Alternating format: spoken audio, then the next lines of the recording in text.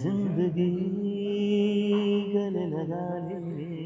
ನನಗೆ ಆಕ್ಟಿಂಗ್ ಮಾಡಿದ್ರೆ ದುಡ್ಡು ಕೊಡ್ತಾರೆ ಅಂತಾನೆ ಗೊತ್ತಿರಲಿಲ್ಲ. ಏನೋ ಫೋನ್ ಮಾತಾಡ್ತಾ ನಾನು ಹೇಳ್ತೇನೆ ಮದುವೆ ಆಗ್ತೇನೆ ನನ್ನ ಅಂತ ಹೇಳಿದ್ರೆ ಆಗ್ತೀನಿ ಅಂತ ಹೇಳಿದ್ರು. ನಾನು ಏನು ಅನ್ಕೊಂಡಿರ್ತೀನಿ ಆ ಥರ ಆಗಿ ತುಂಬ ಇರಿಟೇಟ್ ಆಗ್ತೇನೆ ನಾನು. ಇಷ್ಟ ಆಗದೆ ಇರೋ ವಾತಾವರಣದಲ್ಲಿ ಕೆಲಸ ಮಾಡೋದು. ಆ್ಯಕ್ಚುಲಿ ನನ್ನ ಪರ್ಸನಲ್ ಲೈಫ್ನ ಎಕ್ಸ್ಪೋಸ್ ಮಾಡೋಕ್ಕೆ ಇಷ್ಟ ಇಲ್ಲ. ಬೇಸಿಕ್ಲಿ ನಾನು ಕೊರಿಯೋಗ್ರಾಫರ್ ಆಗಬೇಕು ಅಂತ ಬಂದು ಅದೇನೇನೋ ಆಗಿ ಆಗ್ತದೆ. ಅಥವಾ any subject based on dance ತುಂಬ ಇಷ್ಟ ಆಗುತ್ತೆ. ಬಿಕಾಸ್ ಡಾನ್ಸ್ ಮಾಡಬೇಕು ಅನ್ನೋ ಆಸೆ ತುಂಬ ಇತ್ತು ನನಗೆ. ಸರ್ ಒಂಥರ ಈಗ ಇಂಟರ್ವ್ಯೂಸ್ ಎಲ್ಲ ತುಂಬಾ ಮೊನೋಟನಸ್ ಆಗ್ಬಿಟ್ಟಿರುತ್ತೆ. ಎಲ್ಲರೂ ಕೇಳಿದ ಪ್ರಶ್ನೆಗಳನ್ನ ಕೇಳ್ತಾ ಇರ್ತಾರೆ. ನಾನು ರೌಂಡ್ ತಗೊಂಡ್ಬರ್ತೀನಿ. ಈ ರೌಂಡ್ ಹೆಸರು #to know more about Dilip Raj ಅಂತ. ಅಂದ್ರೆ ನಿಮ್ ಬಗ್ಗೆ ಸ್ವಲ್ಪ ಎಕ್ಸ್ಪ್ಲೋರ್ ಮಾಡೋಣ, ನಮ್ ಜನಗಳಿಗೆ ನಿಮ್ ಪರ್ಸನಲ್ ಲೈಫ್ ನಲ್ಲಿ ಒಂದ್ ಸ್ವಲ್ಪ ಬೆಳಕು ಚೆಲ್ಲೋಣ ಅಂತ ಆಸೆ. ಆಯ್ತಾ, ರೆಡಿನಾ ಸರ್?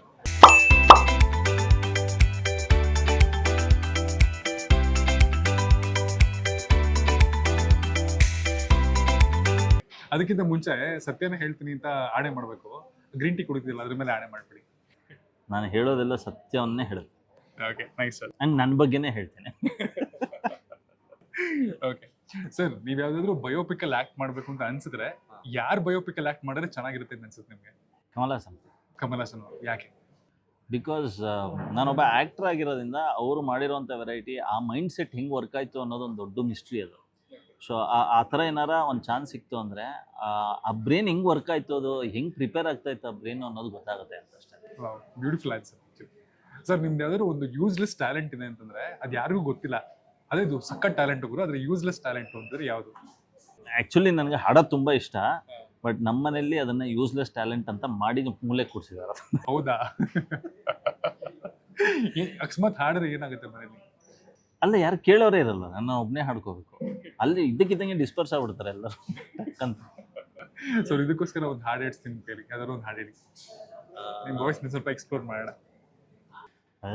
ಜಿಂದಗಿ ಗಲೆ ಲಗಾ ಲೇ, ಜಿಂದಗಿ ಗಲೆ ಲಗಾ ಲೇ, हमने भी तेरे हर एक हमको गले से लगाया है, जिंदगी गले लगा ले. ಏಯ್ ವಾವ್, ಸೂಪರ್ ಸರ್, ಚೆನ್ನಾಗಿ ಹಾಡ್ತೀರಾ ನೀವು. ಸರ್ ಸಿನಿಮಾಗಳಲ್ಲಿ ಯಾವುದು ಹಾಡಿಲ್ವಾ? ಇಲ್ಲ, ಹಾಡಿಲ್ಲ. ಓಕೆ, ಈ ಡೈರೆಕ್ಟರ್ಸ್ ಎಲ್ಲ ನೋಡ್ತಿರ್ತಾರೆ ಇನ್ಮೇಲೆ ಸರ್ ಅಂತ ನಿಮ್ನ ಅಪ್ರೋಚ್ ಮಾಡ್ತಾರೆ. ಯಾವ್ದು ಸರ್, ಏನ್ ಸರ್ ರೋಲು ಸರ್, ಇಲ್ಲ ಹಾಡ್ಬೇಕಿತ್ತು. ಅಷ್ಟು ಚೆನ್ನಾಗಿದೆಯಾ? ಚೆನ್ನಾಗಂತೂ ಇತ್ತು. ನೈಸ್.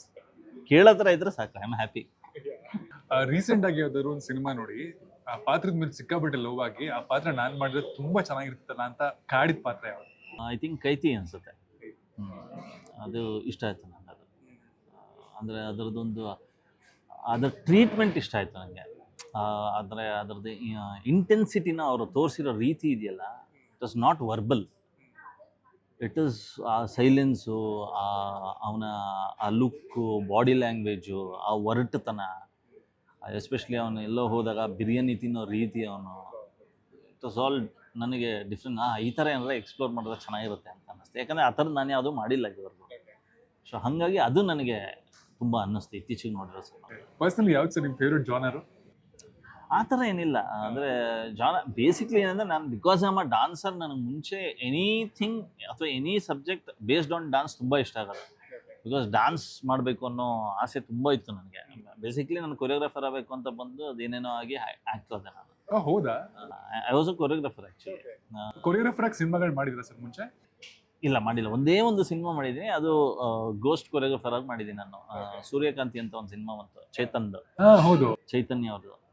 ಅದರಲ್ಲಿ ಎದೆಯ ಬಾಗಿಲು ಅಂತ ಒಂದು ಸಾಂಗ್ ಇದೆ ಬೀಚಲ್ಲಿ. ಆ ಸಾಂಗ್ ನಾನು ಮಾಡಿದ್ದೆ. Wow, nice. ಇದು ಗೊತ್ತಿರಲಿಲ್ಲ ಆಕ್ಚುಲಿ. ಇದು ಅದೇ ಗೋಸ್ಟ್ ಥರ ಮಾಡಿದ್ದೆ ಅಷ್ಟೇ. ಬಟ್ ಈಗ ಒಂದು ಕ್ಯೂರಿಯಾಸಿಟಿ ಬರ್ತಿದೆ ನನಗೆ, ಯಾವ್ದಾದ್ರು ಒಂದು ಸಿನಿಮಾದಲ್ಲಿ ಕಂಪ್ಲೀಟ್ಲಿ ನಿಮ್ಮ ಡ್ಯಾನ್ಸ್ ಸ್ಟೈಲ್ ಇಂದ ನೋಡ್ಬೇಕು ಅಂತ. ಪ್ರಾಬ್ಲಿ ಅದು ಎಲ್ಲಿ ಯುಟಿಲೈಸ್ ಆಗಿಲ್ಲ ಅಷ್ಟಾಗಿ ಅಂತ ಅನ್ಸುತ್ತೆ. ಮಾಡಿ ಅಂದರೆ ಆ ಥರದ್ದು ನಾನು ಯಾವುದು ಮಾಡಲೇ ಇಲ್ವಲ್ಲ. ಐ ಥಿಂಕ್ ಬಾಯ್ ಫ್ರೆಂಡೇ ಲಾಸ್ಟ್ ಆ ಥರ. ಅಂದರೆ ಒಂದು ಸ್ವಲ್ಪ ಡಾನ್ಸ್ ಥರ ಇದ್ದಿದ್ದು ನಂಬರ್ಸ್ ಅದು ಒಂದರಲ್ಲೇ ಇದ್ದಿದ್ದು. ಅದಾದಮೇಲೆ ಆ ಥರದ್ದು ಯಾವುದು ಮಾಡಲೇ ಇಲ್ಲ, ನನಗೆ ಚಾನ್ಸಸ್ ಸಿಕ್ಕಲಿಲ್ಲ. ಸೊ ಅದು ಬಿಟ್ಟರೆ ಚಾನಲ್ ಶೋಸು ಅಲ್ಲಿ ಇಲ್ಲಿ ಒಂದು ಸ್ವಲ್ಪ ಪರ್ಫಾರ್ಮ್ ಮಾಡಿದ್ದೀನಿ ಅಷ್ಟೇ. ಸರ್ ನಿಮ್ಮ ಜೀವನದ ಯಾವ್ದಾದ್ರು ಒಂದು ಈವೆಂಟು ಸಿನಿಮಾ ಅಂದ್ರೆ ಸಿಕ್ಕಾಪಟ್ಟೆ ಚೆನ್ನಾಗಿ ವರ್ಕ್ ಆಗುತ್ತೆ ಅಂತ ಅನ್ಸುತ್ತೆ, ಅದು ಯಾವ ಇವೆಂಟು? ಡೆಫಿನೆಟ್ಲಿ ನನ್ನ ಮದುವೆ. ನಾನು ಮದುವೆ ಅನ್ನಲ್ಲ, ನನ್ನ ಅವಳ ಸ್ಟೋರಿ ಅದು. ಅದು ಮದುವೆ ಅನ್ನೋದು ಇಟ್ಸ್ ಅ ನೇಮ್ ಅಷ್ಟೇ. ಬಟ್ ನನ್ನ ಅವಳ ಜರ್ನಿ ಇದೆಯಲ್ಲ ಅದು ಎನಿ ಡೇ ನಾನು ಯಾರಿಗೆ ಹೇಳಿದ್ರು ಎಲ್ಲರೂ ಹೇಳಿದ್ರು ಸಿಕ್ಕಾಪಟ್ಟೆ ಇಂಟ್ರೆಸ್ಟಿಂಗ್ ಆಗಿದೆ ಅಂತ. ಅಷ್ಟೊಂದು ಟ್ವಿಸ್ಟ್ ಟರ್ನ್ಗಳು ಎಲ್ಲ ತುಂಬ ಇದಾವೆ ನಂದು ಅವಳದು ಆ ಜರ್ನಿಯಲ್ಲಿ. ನನಗೆ ಪರ್ಸ್ನಲಿ ಏನಂದರೆ ಆ್ಯಕ್ಚುಲಿ ನನ್ನ ಪರ್ಸ್ನಲ್ ಲೈಫ್ನ ಎಕ್ಸ್ಪೋಸ್ ಮಾಡೋಕ್ಕೆ ಇಷ್ಟ ಇಲ್ಲ, ಬಿಕಾಸ್ ಇಟ್ ಇಸ್ ಮೈನ್ ಅಂತ ನನಗೆ. That is not for public ಅಂತ ನನಗನ್ಸುತ್ತೆ. ಸೊ ಐ ಎಂಜಾಯ್ ನನ್ನ ಪರ್ಸ್ನಲ್ ಇನ್ಸಿಡೆಂಟ್ಗಳನ್ನ ನಾನು, ಅವಳು, ನನ್ನ ಮಕ್ಕಳನ್ನೂ ಅಲ್ಲ ಅದರಲ್ಲಿ. I don't even include my daughters, ನಂದು ಅವಳದು. Okay, so special. Film making process ಅಲ್ಲಿ ನಿಮಗೆ ತುಂಬಾ ಇಷ್ಟ ಆಗೋ ಒಂದು ವಿಷಯ, ತುಂಬಾ ಕಷ್ಟ ಆಗೋ ಒಂದು ವಿಷಯ ಯಾವುದು? ತುಂಬ ಇಷ್ಟ ಆಗುವಂಥ ವಿಷಯ ಡೆಫಿನೆಟ್ಲಿ ಆ್ಯಕ್ಟಿಂಗು. ಅದು ಸೆಕೆಂಡ್ ಅಂತ ಬಂದರೆ ಡೈರೆಕ್ಷನ್ನು. ತುಂಬ ಕಷ್ಟ ಆಗೋಂಥ ವಿಷಯ ಇಷ್ಟ ಆಗದೇ ಇರೋ ವಾತಾವರಣದಲ್ಲಿ ಕೆಲಸ ಮಾಡೋದು. ಸೊ ಯಾವ ಕೆಲಸ ಅಲ್ಲ, ಯಾವುದೇ ಕೆಲಸ ಆದ್ರೂ ವಾತಾವರಣ ಸರಿ ಇಲ್ಲ, ಅದು ಆಗ್ತಾ ಇಲ್ಲ ಅಂದಾಗ ಕಮಿಟ್ಮೆಂಟ್ ಅಂತ ಹೋಗ್ಬಿಟ್ಟಿರ್ತೀವಿ, ಮುಗಿಸ್ಲೇಬೇಕು ಅನ್ನೋ ಒಂದು ಅನಿವಾರ್ಯತೆ ಬರುತ್ತಲ್ಲ, ಅದು ತುಂಬ ಕಷ್ಟ. ತುಂಬ ಕಷ್ಟ ಅದು. ಯಾಕಂದರೆ ಸ್ಕ್ರೀನ್ ಮೇಲೆ ಬೇರೆ ಬರ್ತೀವಿ ನಾವು, ಅದನ್ನು ಅವಾಯ್ಡ್ ಮಾಡೋಕ್ಕಾಗಲ್ಲ. ಅದು ಕೆಟ್ಟದಾಗಿದೆ ಅಂತ ನಮಗೆ ಗೊತ್ತಿದ್ರೂ ಮಾಡಲೇಬೇಕಾದ ಅನಿವಾರ್ಯ ಇರುತ್ತಲ್ಲ, ಅದು ತುಂಬ ಕಷ್ಟದ ಸಿಚುವೇಶನ್. ನಿಮ್ಮ ಮೊದಲ ಪೇಚೆಕ್ ಎಷ್ಟು? 500 ರೂಪಾಯಿ. ಯಾವ್ದು ಸರ್? ಕಂಬದ ಮನೆ ಅಂತ ಒಂದು ಟೆಲಿಫಿಲ್ಮ್ ಫಸ್ಟ್ ಮಾಡಿದ್ದು ನಾನು. ನನಗೆ ಆ್ಯಕ್ಚುಲಿ ಇನ್ಫ್ಯಾಕ್ಟ್ ನನಗೆ ಆ್ಯಕ್ಟಿಂಗ್ ಮಾಡಿದ್ರೆ ದುಡ್ಡು ಕೊಡ್ತಾರೆ ಅಂತಲೇ ಗೊತ್ತಿರಲಿಲ್ಲ ನನಗೆ. ಫ್ರೀಯಾಗಿ ಮಾಡೋದು ನೋಡಿಲ್ಲ ನಂಗೆ ಗೊತ್ತಿಲ್ಲ. ನಾನು ಸುಮ್ಮನೆ ಅವಾಗ ಏನಂದ್ರೆ ಕಾಲೇಜು ಓಡಾಡು, ಎಲ್ಲ ಹೋಗು ಬಾ ಡಾನ್ಸ್ ಮಾಡ್ಕೊ ಹಂಗಿದ್ದಿದ್ದು. ಅದು ಶೂಟಿಂಗ್ ಅಂತ ಕರೆದ್ರು, ಶೂಟಿಂಗ್ ಅಂತ ಹೋದೆ, ಮಾಡಿದೆ, ಬಂದೆ. ನಾನು ಒಂದು ವಾರ 10 ದಿನ ಆದಮೇಲೆ ಮತ್ತೆ ಫೋನ್ ಬಂತು. ಅವಾಗ ಲ್ಯಾಂಡ್ಲೈನ್ಗಳ ಫೋನ್ ಬಂತು, ಈಗ ಮೈಸೂರು ಬ್ಯಾಂಕ್ ಹತ್ರ ಬಾ, ನೀನು ಏನೋ ಕೊಡೋದಿದೆ ಅಂದರು. ನಾನು ಹೋದೆ, ಅಲ್ಲಿ ಒಂದು ಎನ್ವಲಪ್ ಕೊಟ್ಟರು, ಅವ್ರು ಹೋದ್ರು, ಕೊಟ್ಬಿಟ್ಟು. ಅದಾದಮೇಲೆ ನೋಡಿ ದುಡ್ಡಿತ್ತು ಅದರಲ್ಲಿ. ವಾಪಸ್ ಫೋನ್ ಮಾಡಿದ್ದೆ, ಸರ್ ನೀವು ಏನೋ ಕೊಟ್ಬಿಟ್ಟಿದ್ದೀರಾ ಅನ್ಸುತ್ತೆ, ಇದರಲ್ಲಿ ಏನೋ ದುಡ್ಡಿದೆ ಅಂತ. ಇಲ್ಲಪ್ಪ ನಿನಗೆ ಕೊಟ್ಟಿದ್ದದು ಅಂತ. That is when I started acting. Act ಮಾಡೋರು ದುಡ್ಡು ಕೊಡ್ತಾರೆ ಅಂತ ಶುರು ಮಾಡಿದ್ದೆ ಆ್ಯಕ್ಚುಲಿ.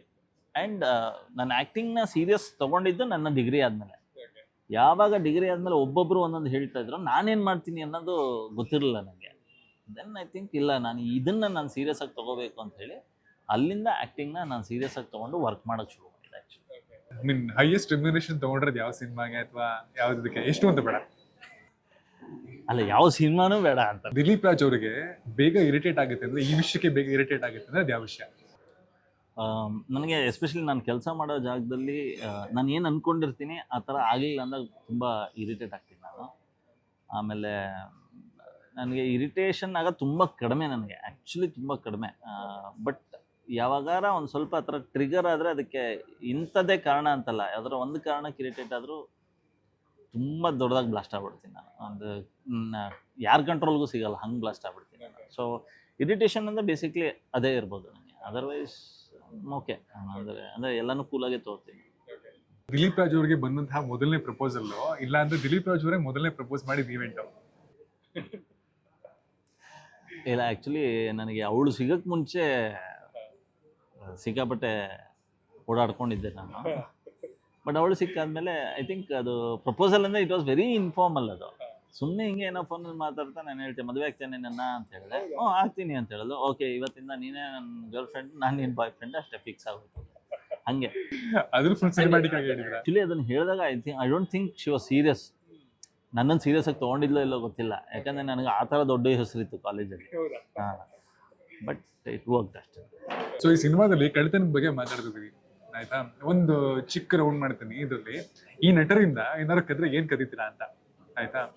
ಸೊ ಅವರ ಒಂದು ವಸ್ತುಗಳನ್ನ, ಬಟ್ ಅವರೊಂದು ಯಾವ್ದಾದ್ರು ಒಂದು ಟ್ರೇಟ್. ಡಾಕ್ಟರ್ ರಾಜ್ಕುಮಾರ್ ಅವರು ಸೌಮ್ಯವಾಗಿರೋದು, ಮನುಷ್ಯರಾಗಿರೋದು, ಬ್ಯೂಟಿಫುಲ್. ಕಮಲ್ ಹಾಸನ್ ಅವರು ಅವರ ಕಲೆ, ಟ್ಯಾಲೆಂಟ್, ರಜನಿಕಾಂತ್ ಸ್ಟೈಲ್, ಶಂಕರ್ ನಾಗ್ ಅವರು ಆಂಬಿಷನ್, ಕನಸು, ಪ್ರಶಾಂತ್ ನೀಲ್ ಅವರು ಪ್ರಶಾಂತ್ ನೀಲು ಸ್ಕೇಲ್, ಉಪೇಂದ್ರ ಅವರು ಯೋಚನೆ, ಹೇಳೋ ರೀತಿ, ಟು ಬಿ ಪ್ಲೇಸಸ್ ಹೇಳೋ ರೀತಿ. Nice sir, nice. ಎಲ್ಲದಕ್ಕೂ ಚೆನ್ನಾಗಿ ಆನ್ಸರ್ ಮಾಡ್ತಿದ್ದೀರಾ ಆ್ಯಕ್ಚುಲಿ. ರಕ್ಷಿತ್ ಶೆಟ್ಟಿ ಅವರು? ರಕ್ಷಿತ್ ಶೆಟ್ಟಿ ಹಠ. ಅನಂತ್ ನಾಗ್ ಅವರು ಆ್ಯಕ್ಟಿಂಗ್. ರಾಧಿಕಾ ಪಂಡಿತ್ ಅವರು, ಅವ್ರ ಜೊತೆ ಆ್ಯಕ್ಟ್ ಮಾಡಿದ್ರ ನೀವು? Radhika being A good friend, ಒಳ್ಳೆ ಫ್ರೆಂಡ್ ಆಗಿರೋದನ್ನ ಕಲಿತೆ. ಈಗ ನಿಮ್ಮ ಮನೆ ಹೋಮ್ ಪ್ರೊಡ್ಯೂಸರು, ನಿಮ್ಮ ವೈಫಿಂದ ಏನಾದ್ರು ಕದಿಬೇಕು ಅಂದ್ರೆ? ಅವಳ ಹತ್ರ ಕತೆ ತುಂಬ ಇದೆ. ಅಂದರೆ ಅಷ್ಟು ಡೆಡಿಕೇಟೆಡ್ ಆಗಿ ಒಬ್ಬ ವ್ಯಕ್ತಿನ ಹುಚ್ಚಿ ಥರ ಇಷ್ಟಪಡೋದು ಅದು ಎಲ್ಲರೂ ಮಾಡೋಕ್ಕಾಗಲ್ಲ ಅನ್ಸುತ್ತೆ. ಆ್ಯಂಡ್ ಅದನ್ನು ಕದಿಯೋಕ್ಕೂ ಆಗಲ್ಲ, ಅಷ್ಟು ಪ್ಯೂರ್ ಇದೆ ಅವಳು. You so lucky in that. Definitely yes. Yes sir, ಈ ಸಿನಿಮಾದಿಂದ ತುಂಬಾ ಒಳ್ಳೇದಾಗ್ಲಿ ನಿಮ್ಗೆ. ಆದಷ್ಟು ಒಳ್ಳೊಳ್ಳೆ ರೋಲ್ಸ್ಗಳಲ್ಲಿ ನಮ್ಗೆ ಇದೇ ತರ ಎಂಟರ್ಟೈನ್ ಮಾಡ್ತಾನೆ ಇರಿ sir. Very all the best. Definitely. Thank you very much.